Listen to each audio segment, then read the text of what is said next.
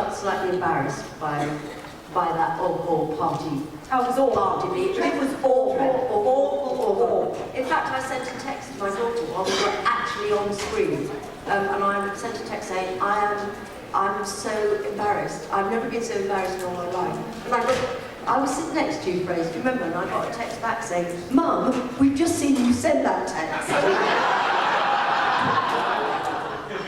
No, it was a huge disappointment that you had to battle to be part of something that you were at the beginning of. But that you helped create. And then you spent time with that stupid game. The whole thing was just embarrassing. But at the Excel, there was we all went on the day for the signing, and we were in this little green room. Where's the doctors? They had their own room. And, The modern doctors. And Padders went to see Matt Smith. Oh, you can't come in here. But I want to see Matt Smith. I know him. No, you can't. I know you had a Devil's Own John together. They were unbelievable. I said I wanted to have a word with Matt, and they said, oh, I'm terribly sorry, Matt's terribly busy. And I said, well, I'm busy, but I was Matt's agent. So somebody eventually came and said, he's got a window. He's got a window. So of course, when I got into the room, we jumped around. He picked me up, he threw me around, we had a marvellous time. He had no idea that I'd been trying to get to see him. He was embarrassed that he was in a room on his own. He was actually embarrassed. It's just so bizarre that they tried to separate us somehow. Tried to a defining line between the classics and the new. It's very odd. It's criminal. And secondly, Frazer, just for a quick sec, would you be willing to do a minute of your Patrick Trout impression that's just so astounding? Do Pat. I've got to do it. I can't do it without using my hands. So all I can say is, look at the size of that thing, Doctor. Yes, Jamie, it isn't that way.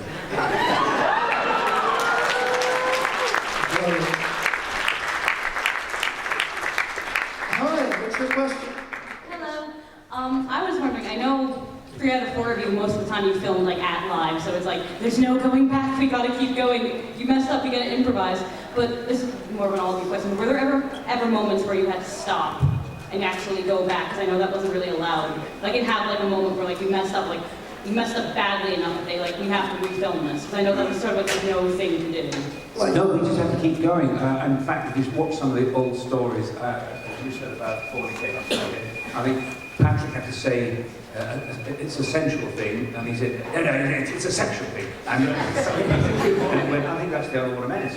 So it would stop if a camera got into shot or a boom dipped in. But if an actor got to that, you just kept going. Well, I know actors who made a point, if they didn't like what they'd just done, and knew they couldn't stop it by saying, oh, please, I didn't like when I did that, actually saying a rude word. So they had to stop it. Chad, you should answer this one. It's about messing up and having to stop all the time. Is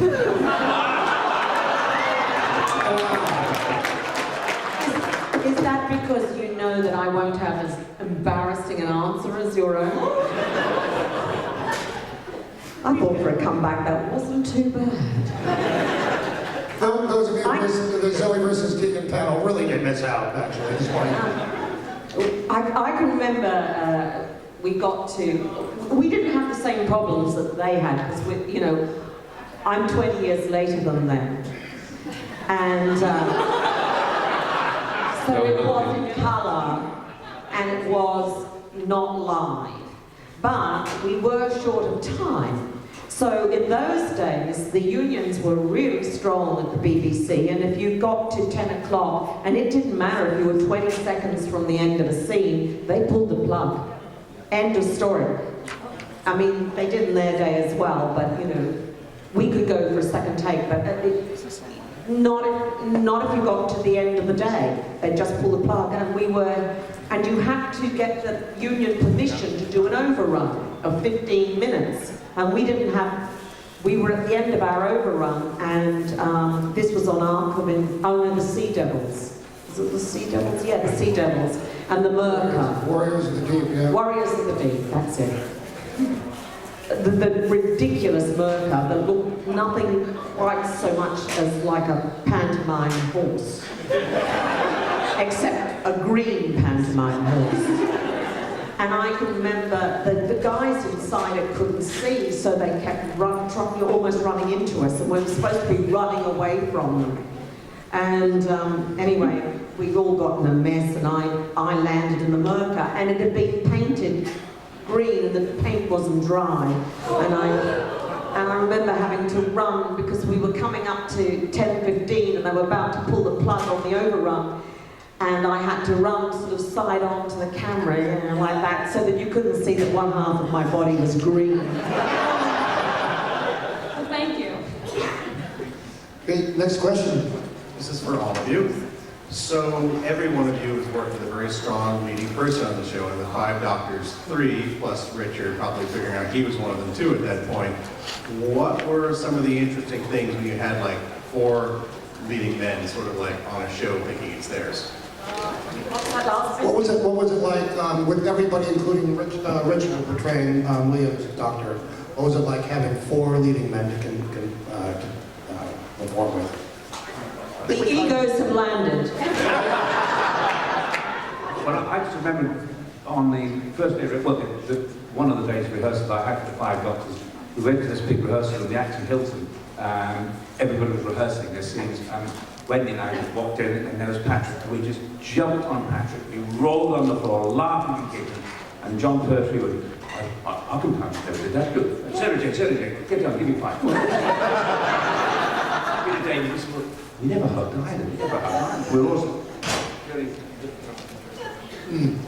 Well, actually, Patrick and I had worked on something before this, before Doctor Who. I mean, there was life before Doctor Who, and yeah, we were in something together, and it was one of the first things I'd done, and I was very, very young. And in those days, I used to act with my hands a lot, and of course, I'm quite small, very small. And so therefore, if I fling my hands about, I could whack some gentleman in a delicate part of his anatomy. And on this occasion, in rehearsals, I did. And it was Patrick. Mind you, he's quite small too. But when there was a break in rehearsals, he got hold of me, and without saying anything, he found a piece of string, and he tied my hands behind my back. And he said, now act. Oh, bondage. Bondage, bonding. He said bonding. So yeah, so that was my first meeting with Patrick. So when he started being naughty when we were doing 5 Doctors, I was sort of expecting it. And there was one moment when we were put into some, I don't know whether it was a drain or something, I think it was something with a very small, limited capacity. And the 2 of us were in there, we were very close. And he farted. And I turned round to him and I said, I'm so glad you weren't my doctor.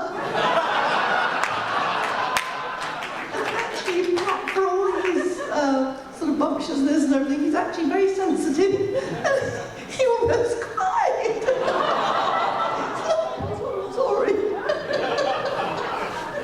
I love Pat. We were talking earlier and saying in I think it was 1987, we did a fan convention in Chicago. No, it must have been earlier than that, 85.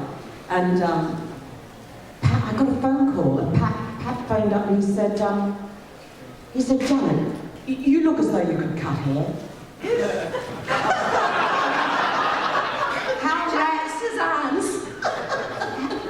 How random is that? Well, Pat, I've never really cut hair.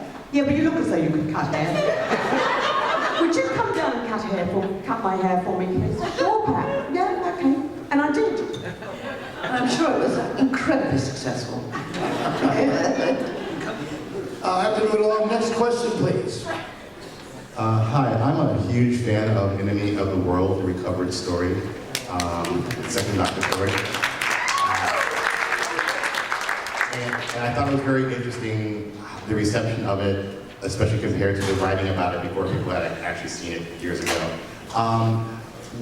For those of you who have been in stories that have been lost, what stories do you wish people really would be able to see that you're like, I was so proud, it was so amazing, you really wish we had been able to see it? And for Janet, who doesn't have a lost story, that I know of, is there anything from like the 5 Doctors, or all of you, anything from the 5 Doctors that may have been cut, or something that may have been cut that you really wish had made it to screen? So, first of all, about the recovery of Enemy of the World. Your reaction? I'm so pleased because for years I've been saying this is Mama's story, one of our lost stories. And what's the monster? There's no monster.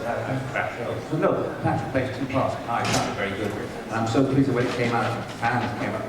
My God, I saw that shit. Henry loved it. So that's good for Patrick. But I like the Evil of the Daleks. It was one of my love stories. I think the Highlanders or Evil of the Daleks, my 2 favorite stories. Yeah. I'd like them to find space pirates, because I could talk about it then, because I can't remember what it was about. I need to see it to remind myself. Frazer remembers more about it than I do, but yeah, I'd love him to find that. And do you guys remember shooting anything in 5 Doctors that didn't make the cut? Well, obviously, Frazer and Wendy, all of your stuff was on screen. Yeah. And you'll see the special edition where the deleted scenes were put back in. So, I would just tell them to go buy the DVD. I hope they give us one. If I can give one more question, please. Yes, question for Carole Ann Ford. One person who regrettably is no longer with us that we don't hear much about is Jacqueline Hill. I'm wondering if you could maybe share some memories about her as a person. Yeah, Jackie was really lovely lady, very good actress, super actress. The first time I met her actually was when we were waiting at a press reception to go and talk to the photographers and things. And I remember she was a very tall lady. They were all tall except me. And she was very imposing. And I didn't know at that time that when Jackie is feeling insecure or shy, she held herself very erect and with her jaw set. And because she was holding herself like that, I thought, oh, she doesn't like me, she's not going to like me, it's going to be horrible working with her. Oh. In fact, I learned later that she was actually quite shy. But she had such a lovely way with her. She was such a gorgeous lady. She was full of fun, full of jokes, and she was so caring.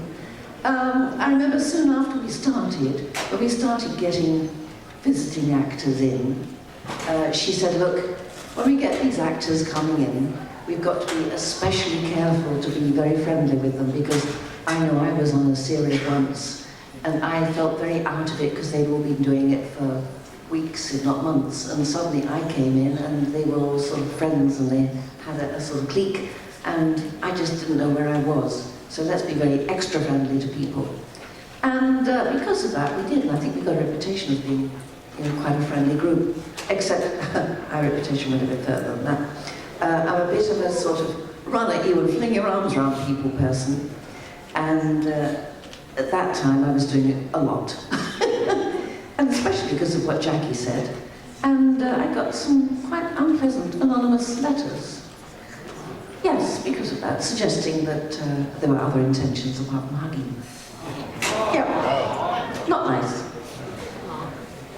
Oh, I don't want to end off on that note. One more question.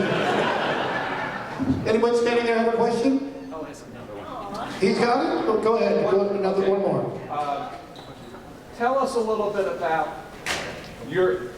how you originally got the part of Susan, the interviewing process, and was it important to you? Was it just something that happened at this point? Well, actually, as so often happens with acting, it was sort of happenstance. I happened to be doing something else at the time. I was in the studios doing something called Man on a Bicycle, and it was part of the Suspense series. There was a series of plays there called Suspense, and it was the typical murder thing, or whatever. And I had to do a lot of screaming in this, a lot of screaming. And in actual fact, the director of that was a man called Rex Tucker. And he originally was going to start off Doctor Who. He was going to be one of the first directors.